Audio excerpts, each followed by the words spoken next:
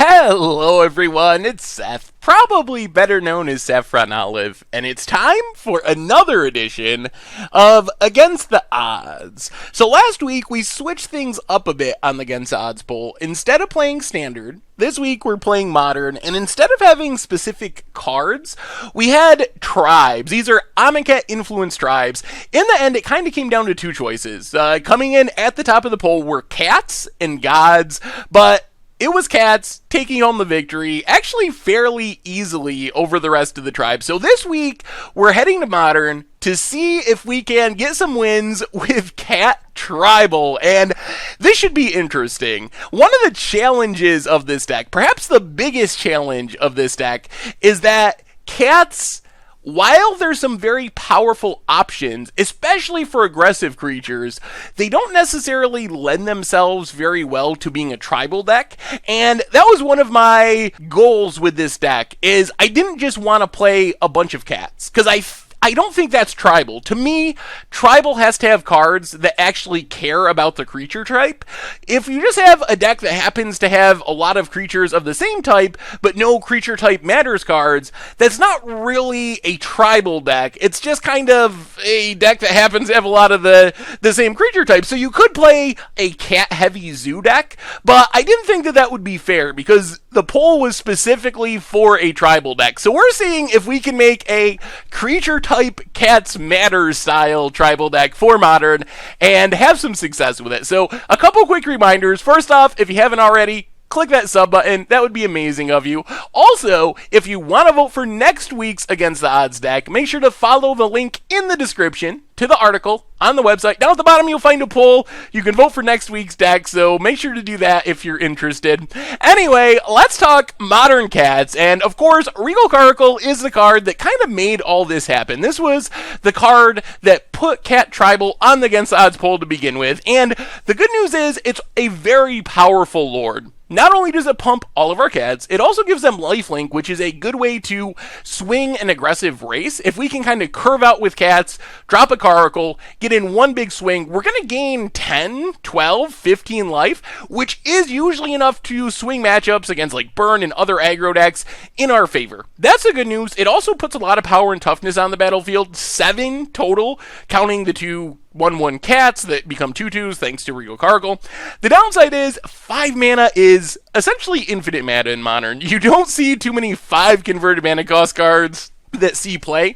So that's kind of the challenge of cats, and probably the biggest problem with cats, in Cat Tribal in specific, is the lords just aren't very good. Regal Caracal is number 1. That's the best cat lord.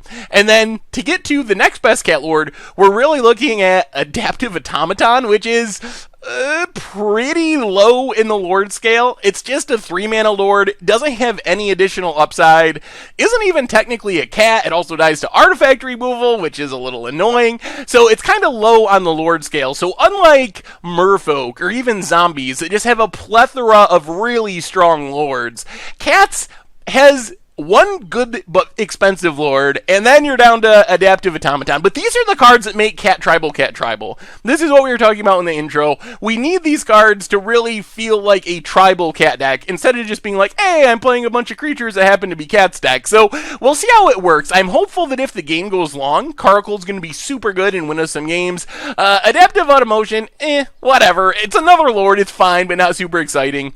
The rest of the deck, we just have the best cat curve possible. And the competitive advantage, or biggest upside of cats in Modern, is they have a lot of really good 1-drops. Loam Lion is solid, basically a Curd Ape. It's a 2/3 4/1 mana, which is pretty powerful. Wild Nacatl is just maybe the most aggressive 1-drop in the format, to the point where this was banned in Modern at one point, because a 3/3 for 1 is just so far above the curve. So the biggest benefit of cats is we have these cards on 1, so we can play like an aggro deck, and then hopefully, as the game goes along, back them up with our lords to make them even bigger and win the game. In the 2-drop slot, we get a little bit of fringe value in Qasali Pridemage, which gives us some main deck artifact and enchantment hate, which can be relevant. It also kind of gives us some weird hasty damage. If we can Wild Nacatl on turn 1, Pridemage on turn 2, we immediately attack for 4, so we can get some aggro damage wins that way. Fleece Mane Lion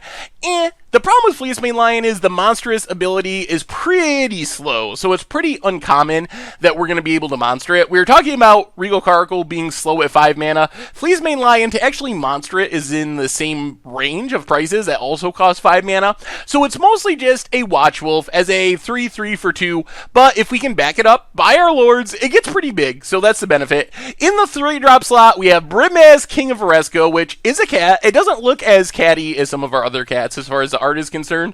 It actually doesn't look like a cat at all, but it is technically a cat, and this card is very strong. I mean, a 3/4 for 3 is already pretty pushed. It has Vigilance, which is helpful. It makes more cats, which is super nice. Works well with our lords, so we attack with Brimaz, get more cat tokens to pump up with our lords.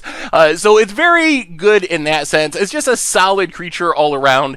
And then Qasali Ambusher is kind of speculative. The upside is we can play it for free. The downside is we need a lot of things to go right. Our opponent has to be attacking us, but then we can ambush them with Ambusher, play it for 0 mana because we're always going to have a Forest in the Plains. But I think these are the two most powerful 3-drop cats we have in the format, especially since we're kind of lacking in those 2 and 3 mana lords like you see with Merfolk and other tribes. Then we have some cat walkers to back up our creatures. Various Ajanis, the only cat planeswalker. Ajani Goldmane might look a little weird, but if you think of it as another lord almost because of its antheming ability with the -1, it can actually be good. Picture turn 1 Wild Nikado, turn 2 Fleecemane Lion, turn 3 Brimaz, turn 4 Ajani, minus Ajani, make all of our stuff bigger, hit our opponent for a bunch of damage, turn 5 Regal Caracal, make some more cats, negative Ajani again, pump everything even bigger, and those counters stick around, so it's a permanent +1/+1. Ajani Color of Pride is kind of the opposite, where this is our sneak in and kill our opponent from nowhere plan. So our opponent might think they got things kind of locked up, a bunch of creatures on the ground, making it hard for us to do much. We can drop Ajani Color of the Pride, give something flying in double strike, and just 8 or 10 our opponent out of nowhere. And then Ajani Avenge it, a little more controlling, but it gives us some reach and removal with the -2, and generally just kind of annoys our opponent. As far as the rest of the main deck, we have Lightning Bolt and Path to Exile as our removal spells. Bolt has the upside of being able to finish the game. If we're 3 damage short with our cat beats, Lightning Bolt can go to the face. Path just kills anything, so having a split here is nice, and I would play more of these, but we want to make room for as many cats as possible. Mana base wise, we get Windswept Heath, Wooded Footholds, and Verdant Catacombs. Yes, it is in the deck specifically for the cat pun. It can search up our green mana too, so it's not like it's an off-color fetch. I wanted one more fetch, and if you gotta choose between a bunch of different fetches that are all equally off-color, might as well go with the one that has cat in the name. Some lands to search up in the shock lands, and then some basic lands. Razorverse Thicket is an additional dual. Cavern of Souls to make our cats uncounterable, and then Gavany Township to pump up our cats, another way to kind of anthem the team. As far as the sideboard, we get some more cats. Prowling Sepulchre for control matchups, making our cats uncounterable. I think it's actually good in those matchups. It dies to Lightning Bolt, which is the downside, but if our opponent's playing like blue-white control, Prowling Sepulchre can be very, very strong just as a big beater that our opponent's going to have a hard time killing without a Path to Exile, and then we're able to cast all of our cats and not worry about cryptics and mana leaks. Watchers of the Dead for Graveyard Hate. While it's not the best Graveyard Hate spell in the format, it's also a cat. It benefits from our cat lords, and in some matchups, it's pretty good. If our opponent's plan is to win with Storm, which is like one of the biggest decks in Modern right now, they're going to have this huge graveyard full of stuff to cast a Past in Flames, flash it all back. In those scenarios, even getting rid of just all but 2 cards in the graveyard is probably enough that Watchers of the Dead is going to win the game as a sideboard option. Leonin Relic Warder, basically the cat version of Reclamation Sage. Gaddock Teeg and Core Firewalker are honorary cats, the only non-cats in the deck, but they do very important things. Gaddock Teeg is to help us stay alive against scape shifts and other big spell combo decks, and Core Firewalker to help against aggressive red decks. Then we have a bit more removal, Path to Exile, Blessed Alliance, and then the good white sideboard cards. Rest in Peace, more solid Graveyard Hate, Stony Silence for Affinity and Tron, Leyline of Sanctity to keep us alive against Burn and against Storm and decks like that. And that is Cats for Modern, and that's our Against the Odds deck for this week. So, is this going to work? Like I said, I think we've had some really competitive Against the Odds decks lately, and I don't think this is one of them.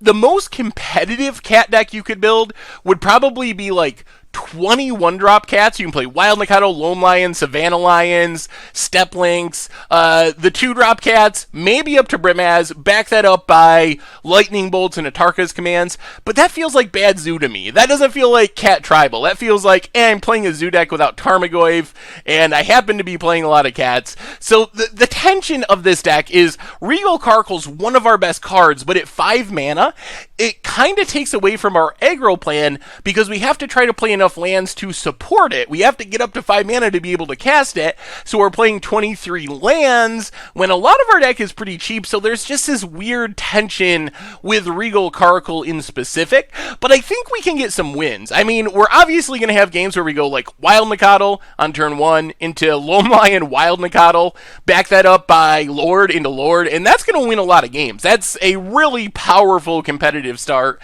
On the other hand, we're going to have games where we're like a little slow. We don't really have much interaction for combos is one of our biggest problems. Like against Storm, for example, in the main deck, we're kind of drawing dead. There's a chance that we can just out-aggro them and kill them before they kill us, but we don't really have ways to interact with what they're doing.